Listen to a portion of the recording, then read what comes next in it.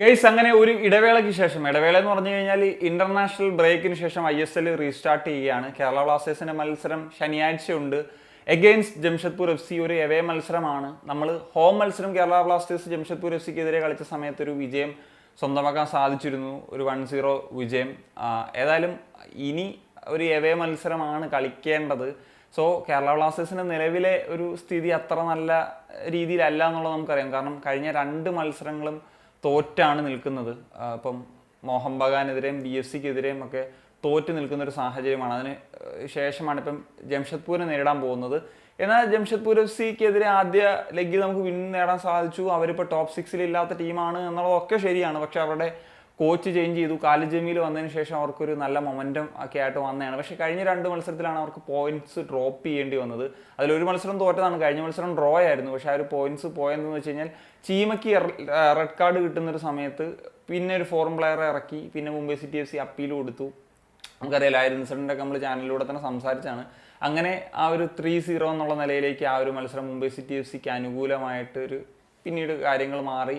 അങ്ങനെയാണ് ഒരു പോയിന്റും കിട്ടാത്ത രീതിയിലേക്ക് മുംബൈ സിറ്റി ജംഷഡ്പൂർ FC പോകുന്നത്. 2 ക്ലബ്ബുകളും 2 തോൽവി നേരിട്ടിട്ടാണ് വരുന്നത്. ഏതായാലും അവർക്ക് ഇപ്പോൾ ഈ ഒരു ബ്രേക്ക് കഴിഞ്ഞതുകൊണ്ട് തന്നെ ഒരു പുതു എനർജിയിൽ ഈ ഒരു മത്സരത്തെ സമീപിക്കാനായിട്ട് സാധിക്കുമെന്നുള്ളതാണ്. ഏതായാലും കേരള ബ്ലാസ്റ്റേഴ്സിൻ്റെ കുറച്ച് പ്ലേയേഴ്സൊക്കെ ഇന്റർനാഷണൽ ഡ്യൂട്ടിക്ക് പോയിട്ടുണ്ട്. ഇപ്പോൾ സീനിയർ ടീമിലൊക്കെ എനിക്ക് ജിക്സൺ പോയിട്ടുണ്ടായിരുന്നു. അതുപോലെ അണ്ടർ-23 ക്യാമ്പിൽ ഹോമിപ്പാമും അതുപോലെ വിപിനും ഐമാനും ഒക്കെ പോയിട്ടുണ്ടായിരുന്നു. ഫെഡോറും ലിത്വേനിയൻ ദേശീയ ടീമിലൊക്കെ പോയിട്ടുണ്ടായിരുന്നു. അതുപോലെ ജംഷഡ്പൂർ FCയുടെയും സനാൻ, ഇമ്രാനൊക്കെ അടക്കമുള്ള താരങ്ങളൊക്കെ നാഷണൽ ഡ്യൂട്ടിക്കൊക്കെ പോയിട്ടുണ്ടായിരുന്നു. സോ അത് കഴിഞ്ഞ് അവരൊക്കെ തിരിച്ചെത്തിയിട്ടുണ്ട്.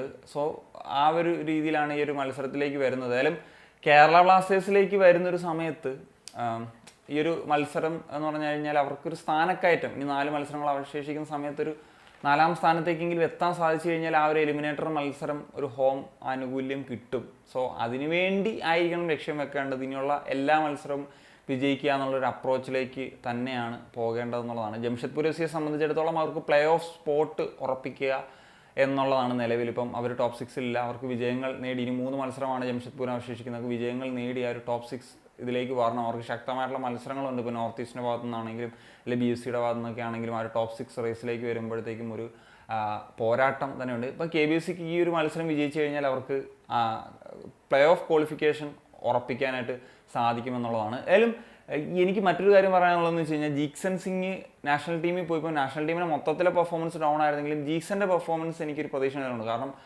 അദ്ദേഹം ഇഞ്ചറി കഴിഞ്ഞ് തിരിച്ചു വന്നതിന് ശേഷം അത്ര ഒരു മികച്ച രീതിയിലല്ലായിരുന്നു KBC കളിച്ചുകൊണ്ടിരുന്നത്. അപ്പം കഴിഞ്ഞൊരു മത്സരത്തിലേക്ക് കുറച്ചും കൂടി എനർജി ആ ഒരു പ്രകടനത്തിൽ വന്നിട്ടുണ്ട്. അത്യാവശ്യം ബെറ്ററായിട്ട് വരുന്നുണ്ട്. അപ്പം അത് ബ്ലാസ്റ്റേഴ്സിന് ഗുണകരമായി മാറുമെന്നുള്ളതാണ്. പിന്നെ വേറൊരു കാര്യം എന്ന് വെച്ച് കഴിഞ്ഞാൽ കാലിദ് ജമീൽ വന്നതിന് ശേഷം ഒരു വട്ടം കേരള ബ്ലാസ്റ്റേഴ്സുമായിട്ടൊരു മത്സരം നടന്നിട്ടുണ്ടായിരുന്നു സൂപ്പർ കപ്പിൽ. ആ ഒരു മത്സരം നമുക്ക് പരാജയപ്പെടേണ്ട ഒരു സാഹചര്യം വന്നു എന്നുള്ളതാണ്. ഏതായാലും ജംഷഡ്പൂർ FCയെ സംബന്ധിച്ചിടത്തോളം ഒരു പ്രധാനപ്പെട്ട ഒരു മിസ് ഡാനിയൽ ചീമ എന്ന് പറയുന്ന അവരുടെ താരം തന്നെയായിരിക്കും. കേരള ബ്ലാസ്റ്റേഴ്സിനെ സംബന്ധിച്ചിടത്തോളം അങ്ങനെ സോഫ ഇതുവരെ അങ്ങനെ പ്ലേയേഴ്സ് ഒന്നും മിസ്സിങ് ആകുന്നൊരു സാഹചര്യമില്ല. നവോച്ച സിംഗ് ഒക്കെ തിരിച്ചെത്തും എന്നുള്ളത് തീർച്ചയായിട്ടും ആശ്വാസം പകരുന്ന കാര്യം തന്നെയാണ്. 2 ടീമുകളുടെയും ഒരു എക്സ്പെക്റ്റഡ് 11 നോക്കുന്ന സമയത്ത് ജംഷഡ്പൂർ FCയുടെ നോക്കാം. ഗോൾ കീപ്പറായിട്ട് TP രഹനേഷ്. ഡിഫൻസിലേക്ക് വരുമ്പോൾ ഒരു ഇന്ത്യൻ ഡിഫൻസാണ് ഇപ്പം കാലിദ് ജമീൽ പരീക്ഷിക്കുന്നത്.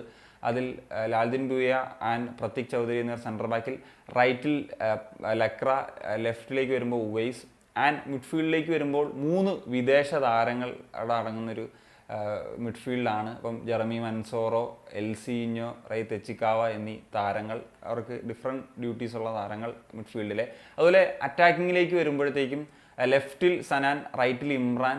ഇപ്പോൾ ചീമ ഇല്ലാത്തൊരു സാഹചര്യത്തിൽ ഹാവിയ സിവേരിയോ ആയിരിക്കും ഒരു സെൻട്രൽ ഫോർവേഡ് എന്ന നിലയിൽ കളിക്കുന്നുണ്ടാകുക. ഇനി കേരള ബ്ലാസ്റ്റേഴ്സിലേക്ക് വരുന്നൊരു സമയത്ത് 4-4-2 ഫോർമേഷനിൽ തന്നെ ഗോൾ കീപ്പറായിട്ട് കരൺജിത്ത് സിംഗ്. ഈ ഒരു മത്സരത്തിൽ ഞാൻ ഡിഫൻസിൽ ഒരു ചേഞ്ച് പ്രതീക്ഷിക്കുന്നത് ലെസ്കോവിച്ച് ചിലപ്പം ആഡാകും എന്നുള്ള ഒരു പ്രതീക്ഷയാണ്. കാരണം സ്ഥിരമായിട്ടിപ്പം